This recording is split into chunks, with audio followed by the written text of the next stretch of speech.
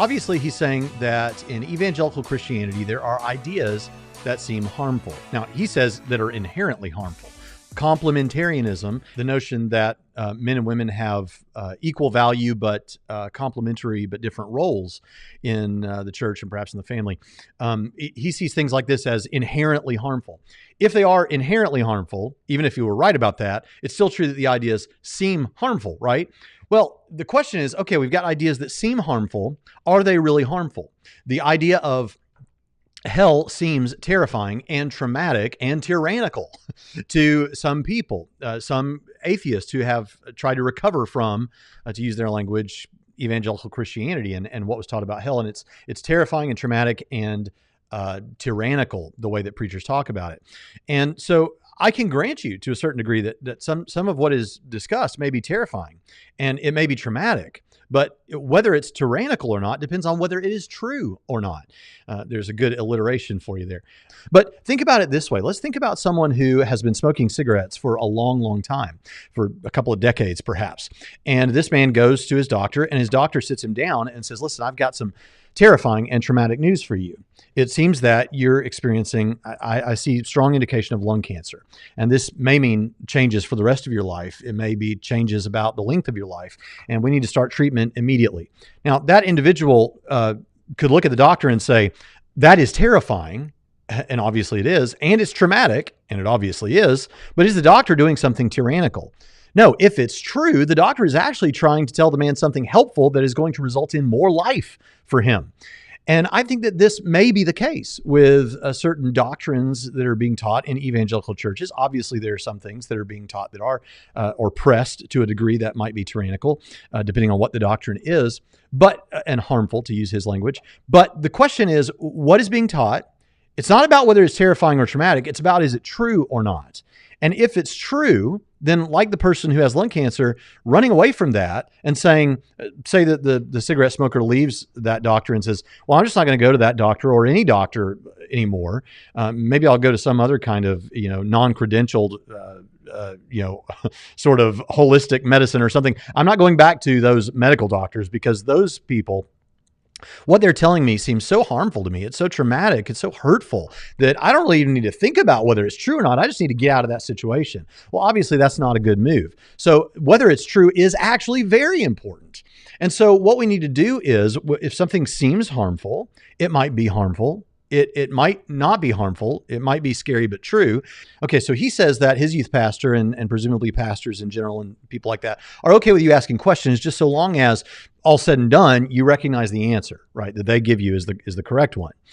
Well, when it comes to secondary doctrinal issues, we consider secondary doctrinal issues things like the debates between Calvinism and non-Calvinist positions, various views on end times, things like that. Secondary issues that don't have to do with what's central to the Orthodox Christian faith, what's central to your salvation, what's central to the nature of Jesus.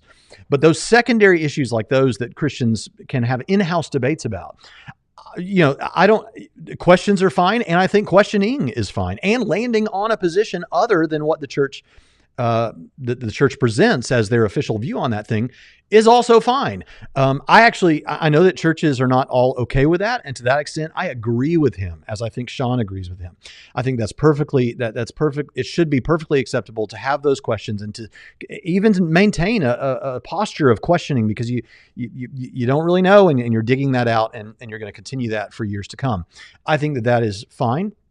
And if you land on a different position than the leadership of your church on a secondary doctrinal issue, I think that what should happen in those situations is that hopefully we have a church that is okay with that, and other people in the church that are mature enough, and you as an individual are mature enough that we can still have fellowship despite these differences on secondary doctrinal issues. Nevertheless, I think there is some value in denominationalism in the sense that so I'm a non-Calvinist. If I go to a Calvinist Reformed church, that should be fine with them and fine with me.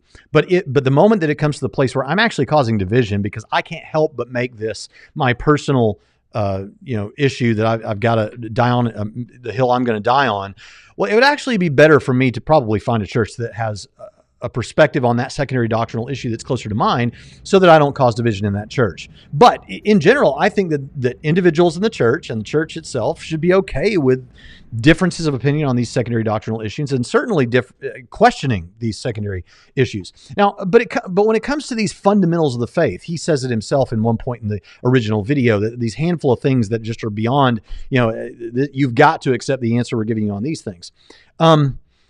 Clearly, the church can't force you to believe what they believe on these things. But if we're talking about things that are Orthodox Christianity, things that are necessary for your salvation, things that have to do with the very central features of our faith, that if you don't believe these things, then really, in a meaningful sense, a historic Christian sense, you're not talking about Christianity anymore.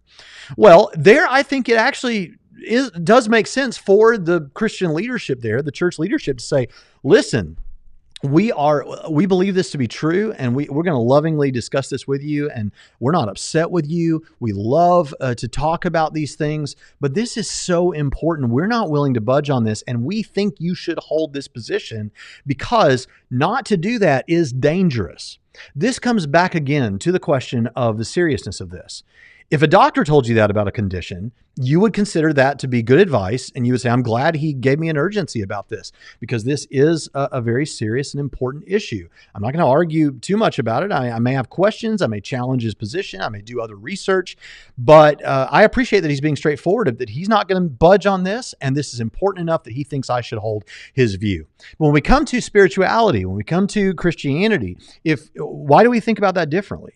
Well, it could be because the individual doesn't take those things to be as serious as life and death as the medical issues. We actually think, as evangelical Christians, these things are far more important than medical states of affairs. And so for that reason, there are these fundamental things that, we're not going to be okay with.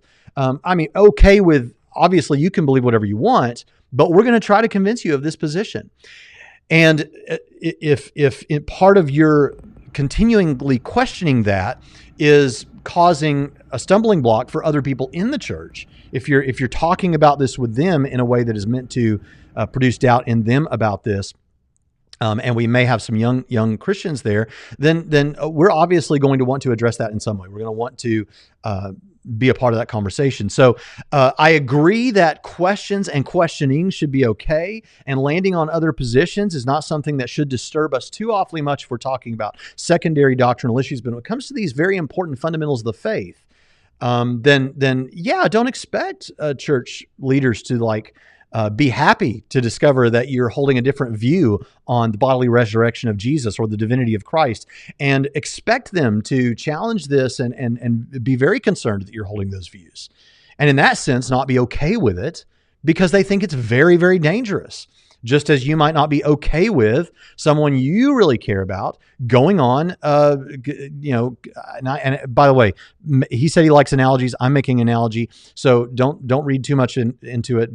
But I'm not comparing progressive Christianity to smoking cigarettes. Okay, that's not what I'm doing here. But just as you with someone who's smoking and says, I just don't if they just said, I don't believe that this is harmful, and people telling me that it's harmful is causing me a lot of trauma, we're still gonna, and you, if you love that person, are still gonna argue for that position.